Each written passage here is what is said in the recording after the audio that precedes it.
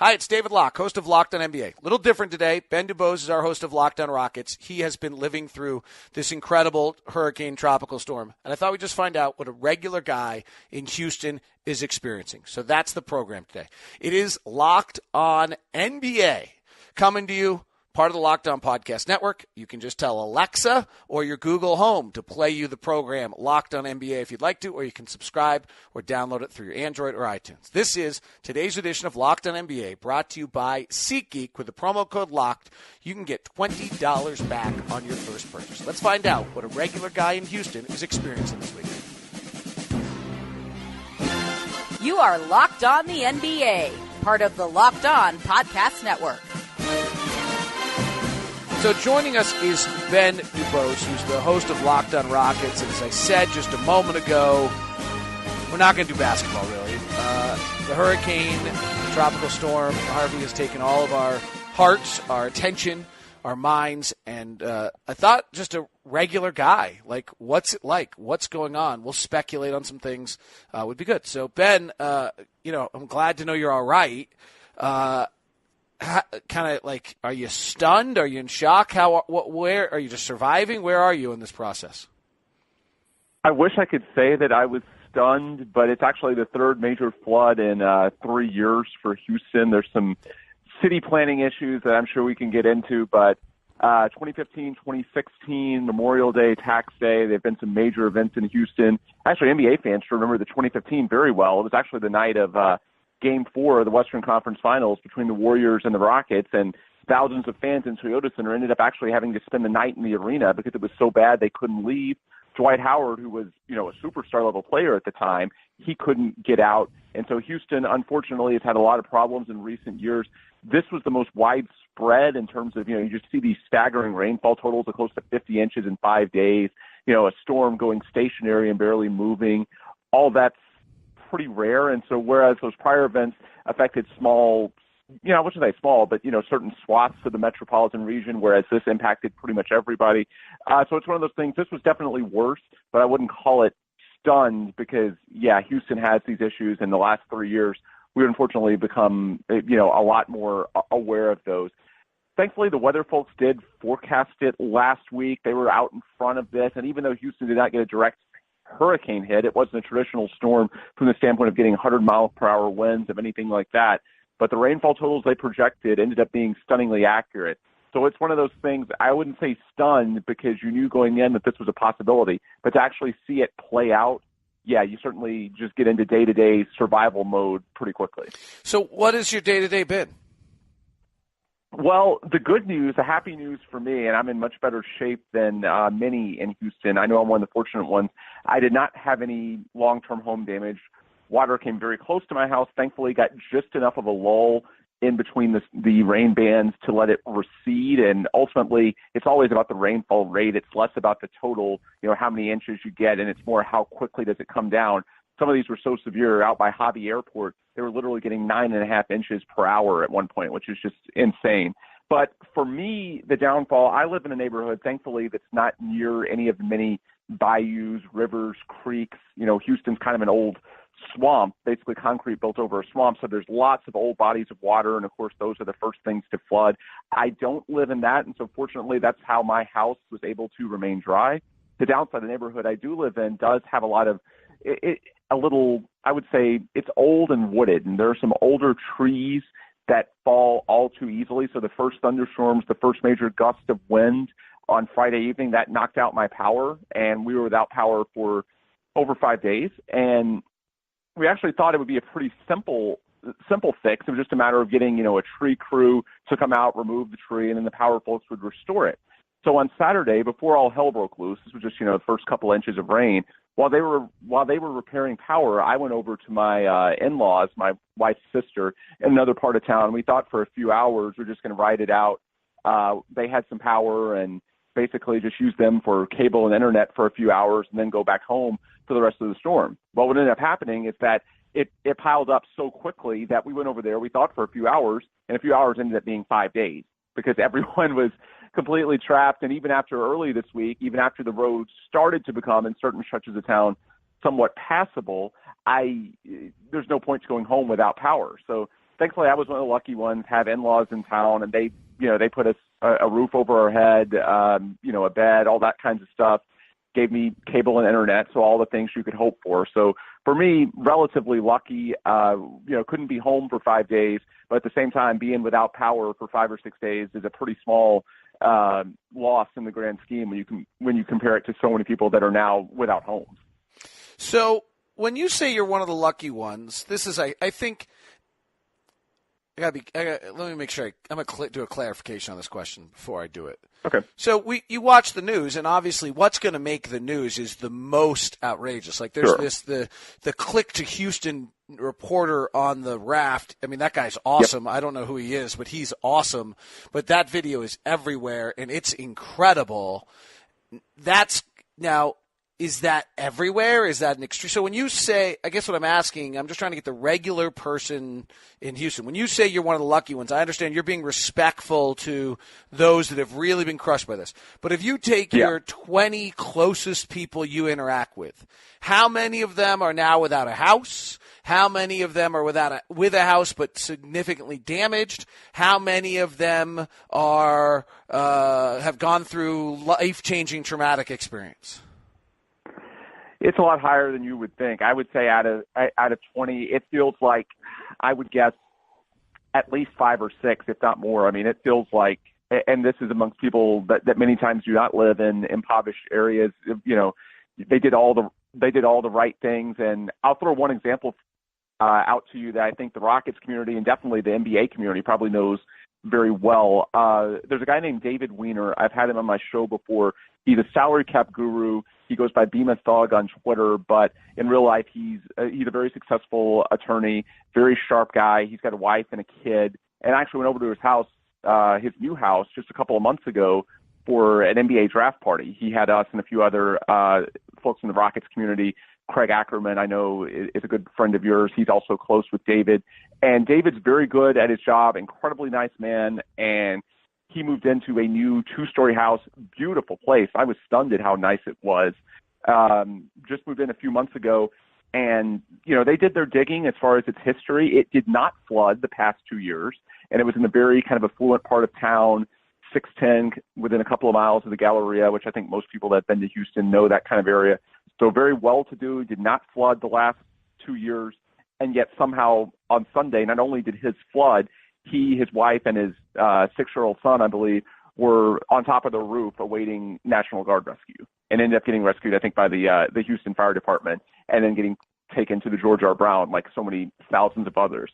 So it's been stunningly relatable. I mean, there are a lot of natural disasters where, yes, the raw numbers are stunningly high, but then a lot of them end up, maybe it's because there was some kind of economic issue with it, that the houses were not ready to sustain. And this, it wasn't biased towards just one economic class, one certain segment of the population. It was pretty widespread. And even people that did their homework, bought houses that didn't flood before, had things in the right part of town traditionally, many of them still ended up out of luck. So, again, the good news is that I would say, if I say 5 of 6 out of 20 are greatly impacted, the good news is that there's still 13 or 14 out of 20 that aren't. And so, there's a lot of people that have ended up fine. And of course, that's enabling volunteer efforts, restoration, all that sort of stuff. And that's good.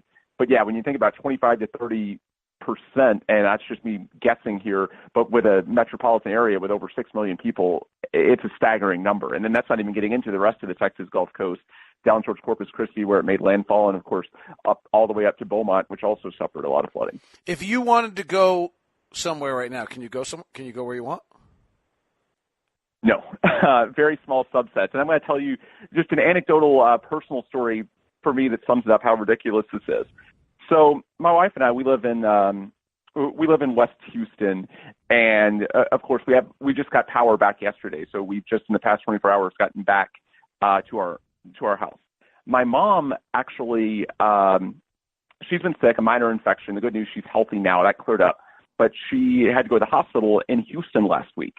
Well, since Sunday, she's been fully healthy and cleared to go. This is at Methodist Hospital, one of the biggest hospitals in the country. She's been cleared to go, fully healthy, except there's nowhere for her to go. They can't turn her out on the street because, of course, she can't go home to Beaumont. They've actually flooded in some areas worse than Houston. And if you follow the news today, Beaumont now has basically no water, no tap water, because the damages their pump system took. So she can't go there. That's where she's from. It's a town about 100 miles east of Houston. So she can't go there. We weren't able to take her in, my wife and I, because, we weren't even home. We didn't have power. We were essentially evacuees ourselves for 5 days. And, we would have paid for a hotel for her, but that wouldn't have worked either, because where are you going to get food? Because all the, even grocery stores were completely shut down. So finally, the good news, it's receded enough to where I could actually get to the hospital. We took her in today, and I would say, honestly, we're probably keeping her indefinitely, because the 100-mile stretch of freeway from Houston to Beaumont, it's about, 100 miles of I-10 on the upper Texas Gulf Coast. At least 50 of it is closed due to water. It's a staggering number. There are small subsets of Houston, like where I am, they're lucky enough. I live close to Westheimer, and there's, 2-3 miles where a lot of businesses are coming back. And so, if you stay within your neighborhood, there are certain 2 to 3 mile stretches here and there that, that you can get to things. But the problem with Houston, there's so much water everywhere. It's built over a swamp. There's so much, bayous, creeks, rivers, et cetera, that really to get anywhere of substance, i.e. more than 2 or 3 miles, eventually you're going to have to cross some body of water. And be it a big body or a small body, all of those are flooded, still flooded, even though the last 2 days it's been sunny, no rain, 90 degrees. These areas are still flooding. So it's just a staggering amount of devastation when you look at the area as a whole. And as you said, trying to get around. So do you have any idea if and when the water subsides, I guess the water has to at some point, subsides, goes away, like would you still be able to drive into downtown? Eventually, will people be able to drive into downtown? Yeah, when it subsides, they'll be able to. I mean, when you're talking about the roadways, I would say within a week to 10 days, all of that's going to be drivable before. And, you look back at some of these photos from Tropical Storm Allison, that was back in 2001. That was the previous kind of high water event for Houston. These freeways near downtown, which is right near Toyota Center where the Rockets play, Minute Maid Park, the Astros, they were buried under almost as much water as the pictures you've seen this week. And generally, with a few exceptions, the roadways bounce back pretty quickly. The infrastructure will be fine. Part of it, Houston, knowing its bayou situation, Houston specifically designs it so that the roadways flood so that the structures do not. So basically, a lot of the roadways look kind of comical and exaggerated, and that's by design because, generally those bounce back quickly. And so the city planners, the developers, they want that water in the roadway so that it's not in the home. But in this case, it's just been so widespread that, it's not just the roadways, it's the homes as well. So I would say from an infrastructure standpoint, within a week or two, you'll be able to drive around, get to most of the places that you want to go. Unfortunately, it's the many folks with, water in their homes. That's what you're looking at, months and months of restoration rather than, the week or two that it's going to take for the roads. What is the conversation amongst you and your friends? Really that flood insurance is a necessity. It's not an option if you live down here. That's what I keep coming to more than anything else. Now, the conversation might be different if me or one of my close friends had catastrophic damage ourselves, fortunately. But going forward, as I said with the example of David, it could easily be you. This is not a matter of, well, if you have a decent home in a decent area, as I said, I don't live nearby you, that you can get out of it. It can happen to anyone at any time, and you just have to be ready for it. And the thing with Houston to keep in mind, there are so many positives to it. It's growing so fast. In the next 5 years, it's supposed to pass Chicago to be the third largest United States city. It's incredibly diverse, the most diverse city in America. It's fairly progressive. Jobs are great. It's got the best medical facilities in the country, maybe in the world. There are so many great things about Houston. There's the local economy, jobs are pretty good. There are so many things that Houston has going for it. And so in turn, it's growing very quickly. But the problem with that, the reason that folks continue to come to Houston, the reason that so many of these industries thrive, it is more cost efficient relative to most other major American cities. Because, yeah, you look at the other three cities I mentioned before, New York, L.A., Chicago, those are the three of the other four besides Houston in that top four list. There's a reason it costs less to live in Houston than those places. There's a reason it's more cost efficient to buy a home, to build a business in Houston than those other cities, and that's because the land of Houston is fundamentally flawed. It's basically a concrete swamp. That's what it comes down to. It's an area we basically just put all this concrete over what used to be just a swampy area with lots of bayous, rivers, creeks, and that inherently brings a ton of flooding danger. And Houston's had a lot of major floods throughout its history. So it's one of those things, people fixate on the good, which is that Houston is, it's a thriving place, especially to do business, and it's becoming very popular for young people as well. And so all of that's good, but the bottom line is all of these success stories, they come back to two words: cost efficiency. And the reason it's cost efficiency is that the land around here has some fundamental flaws, primarily that it's very prone to flooding. And it's only gotten worse in the last 10 to 20 years because Houston is growing so quickly. Every single time you get a new concrete building, every single time you get a new subdivision of homes, yeah, it's great for the local economy, but it's also making even less room for water to go. It's making the drainage problem even worse.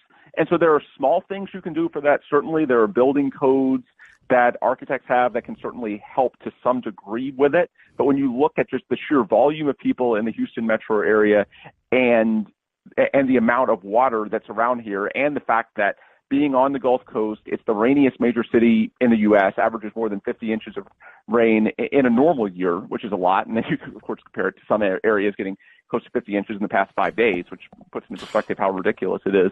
But, yeah, when you live down here, unfortunately, flooding is just a way of life. As I said, it's 3 major events in the past 3 years. And so when you look at it in that context, flood insurance, it's staggering how many people don't have it. In the inland counties in Texas, which Harris County is the biggest county in the country. That's where Houston is. It's close to the coast, but it's 50 miles inland.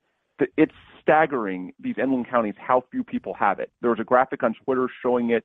Inland counties that have flood insurance in Texas, it's below 50% across the board. Some are as low as like 20, 25%. And in reality, it's a pretty small price. Like my wife and I think our policy is like $450 a year. If you live in, a true flood zone, it might be a little more than that, $1,000, $2,000, something like that.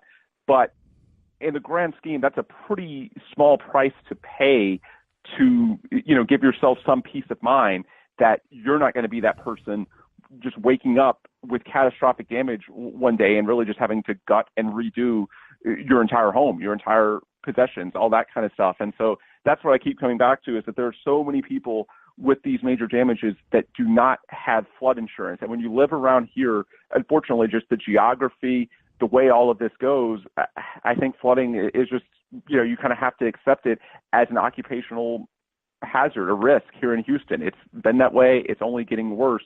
And so you just have to prepare yourself. Certainly you want to do what you can on the environmental side in terms of building the city, but really when you look at just this sheer volume of people and this much industry, this many homes, then in the grand scheme, you just need to accept that, yes, it can happen to you. And if you don't have flood insurance now, get it, because that's really the only way to prevent it from becoming a catastrophic thing. Because really, even though I didn't have it happen to me this time, I know very well that with a little bit worse luck with, the rain, literally probably one more hour of intense rainfall, and it would have been in my house. So, there's nothing you can really do to protect your house short of, getting those insurance policies and doing everything you can to make sure that if it happens, that while it's a huge logistical pain, it doesn't have to be a catastrophic, life-altering thing. Final 2 questions for you. Your most common emotion you've had over the last 3 days? Whew, that is a good question. I would say fatigue. It's one of those things. It never ends, David. It really doesn't. For the longest time, of course, Saturday and Sunday nights, it's tough to sleep well when, well, A, it's storming like crazy outside, but B, you're constantly looking at the radar thinking, is this the band that's going to, basically destroy my house and lead to this huge logistical nightmare over the next 4 months, figuring out where you're going to live, that sort of stuff.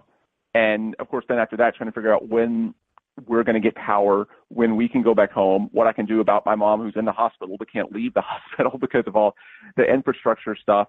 And, finally, all those things have been addressed. Finally, after 5 days, my personal situation is stable.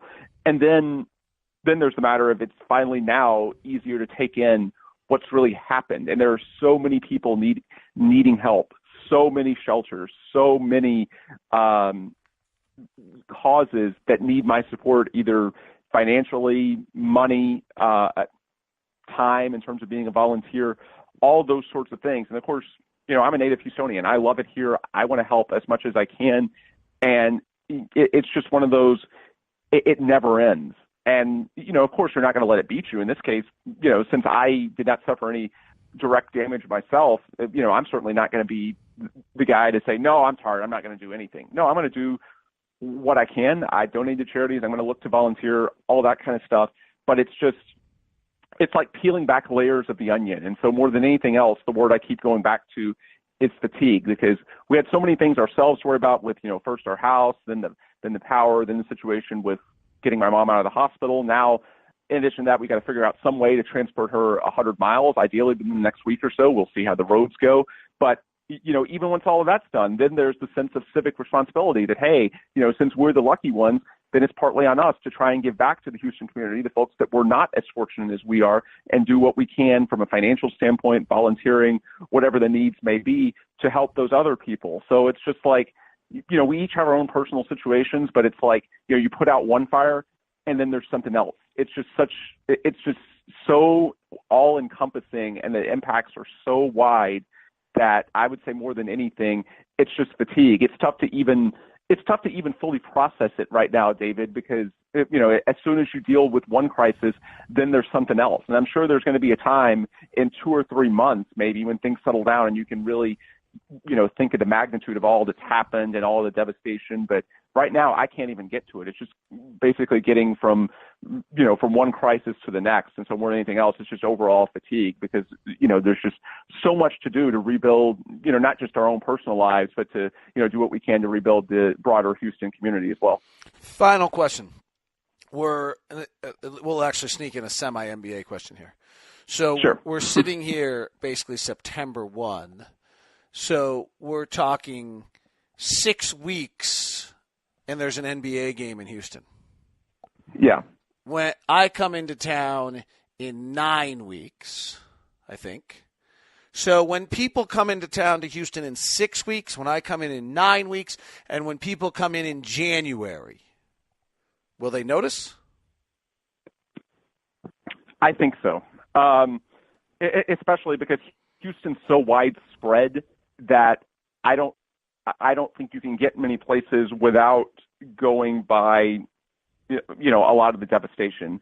So it's one of those things, I think it's going to stand out for a while, especially the next few months. Maybe by January, you see a lot of progress. Now, of course, the major areas, Minute Maid Park, Toyota Center, those are going to be fine. The mayor of Houston, Sylvester Turner, who's actually done a great job through this, he was actually influential. There was a time a few days ago, folks were wondering if the Texans, who opened their season on Sunday, September 10th, would be able, if the region would be ready for that. And that's, 2 weeks after. NRG Park is now being actually used as a shelter for some of the evacuees. But, he came out yesterday and said, hey, I think the Astros should play here this weekend. And they're going to do that because he thinks that that's a big part, sports bringing back normalcy. And so those areas, downtown, not just Minute Maid Park, Toyota Center, but also, the businesses near there, those are going to get the initial treatment, this initial wave. A lot of them didn't necessarily suffer major damage, but those that did, the city wants to put out, they want to get back to normalcy as quickly as possible. So I think from a superficial standpoint, you can get to a lot of the major venues, things in Houston, and, within 2 or 3 weeks, I don't think it will feel that different just in terms of you going to an Astros game or a Rockets game or something like that. However, the thing we all know about Houston, it's very large in terms of its area. You have to drive around to get places. It's not, a Boston in which everything is within 5 or 6 square miles, so to speak. And this was so widespread that, while, yeah, the tourism spots are going to get the initial touch-ups to where you may not be able to see downtown just how bad it is. At the same time, the amount of damage in just the overall Houston community, particularly the homes, yeah, I think you're going to notice it a lot, because there's just going to be so many homes that, quite frankly, David, are just empty. That's the best way to put it, because, some of them will try to move back, but it's going to take many months, in some cases longer, depending on financial situations, whether they had flood insurance, et cetera.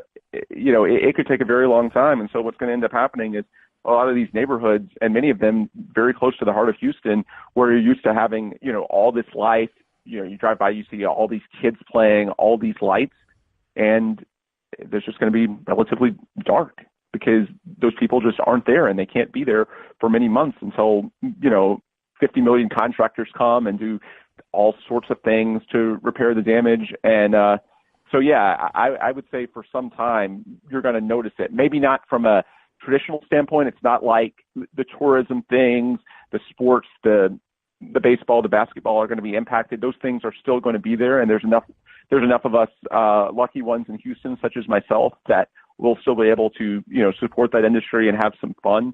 But yeah, for some time, I think you drive around and you'll see that the the heartbeat of the community, the people itself, there's a big difference. You're just going to have a certain void that I think is unfortunately going to take months, not weeks, to refill. Ben, we look forward to when you get to talk basketball again. I know you have some things lined up for the show on Locked On Rockets for the people of Houston as well. Thank you very much for your time today, some insight on just kind of the regular person in Houston and what they're experiencing. Sure thing. Thank you, David. Special thanks to Ben for that insight of just a regular guy in Houston, what he's expecting. Remember, you are should consider, or it would be great if you would, donate to any of the hurricane relief. I have not researched what the best way to do it is, so I don't want to give an endorsement or a suggestion. Today's show, as I mentioned at the top, I thought it was inappropriate to interrupt at any point, is brought to you by SeatGeek. SeatGeek is the place I use to get tickets to upcoming events, whether it's theater, whether it's a ball game, whether it's a college football game, pro football game, upcoming NBA game, and here's why. Number one reason is because they compile all the tickets from all the different sources in one place for you, which is great.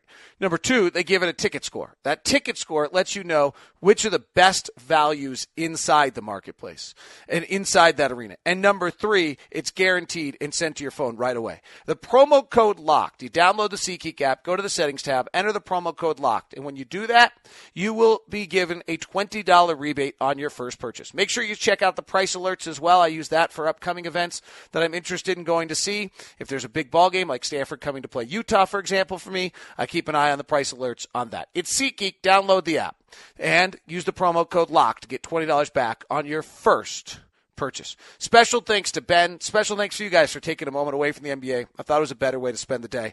And regular NBA stuff will circle back for you all. This has been Locked On NBA, part of the Locked On Podcast Network.